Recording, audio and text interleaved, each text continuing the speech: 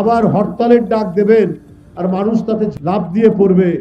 আরে মানুষ তো এদের বিচারের জন্য, এদের শাস্তির জন্য অপেক্ষা করে। বাংলাদেশকে তারা নরকে পরিণত করেছিল। আমরা সরকারকে বলি অগ্রাধিকারের ভিত্তিতে গণহত্যাকারীদের বিচার। ফেব্রুয়ারি মাসে বাংলাদেশের রাজনীতি উত্তপ্ত হতে পারে। আওয়ামী লীগ এবং বিএনপি দুই প্রধান রাজনৈতিক দলই এই মাসে ব্যাপক কর্মসূচি ঘোষণা করেছে, যার মধ্যে জনগণের সমর্থন আদায় এবং রাজনৈতিক চাপ সৃষ্টি করার জন্য তারা আন্দোলন করবে। এর ফলে দেশের অন্তর্বর্তী সরকার এবং রাজনীতির ভবিষ্যৎ কী হবে তা নিয়ে তৈরি হয়েছে তীব্র জল্পনা কল্পনা।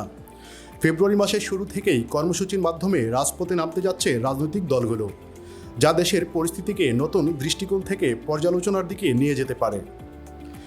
আওয়ামী লীগ 1 ফেব্রুয়ারি থেকে 5 ফেব্রুয়ারি পর্যন্ত লিফলেট বিতরণ, 6 ফেব্রুয়ারি প্রতিবাদ মিছিল, 10 ফেব্রুয়ারি বিক্ষোভ মিছিল এবং 16 ফেব্রুয়ারি অবরোধের কর্মসূচি ঘোষণা করেছে।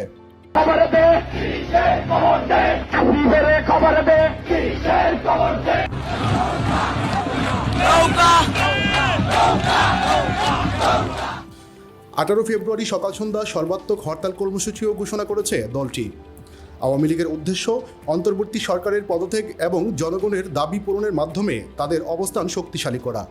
তবে প্রশ্ন উঠছে, আওয়ামী লীগ এই আন্দোলনগুলো কিভাবে মোকাবেলা করবে এবং এর ফলে সরকারের প্রতি জনগণের মনোভাব কিভাবে পরিবর্তন হবে। শেখ হাসিনাকে টানা চতুর্থবারের মতো ক্ষমতা আনার জন্য আমরা সবসময় যুদ্ধ করে সবসময় যুদ্ধ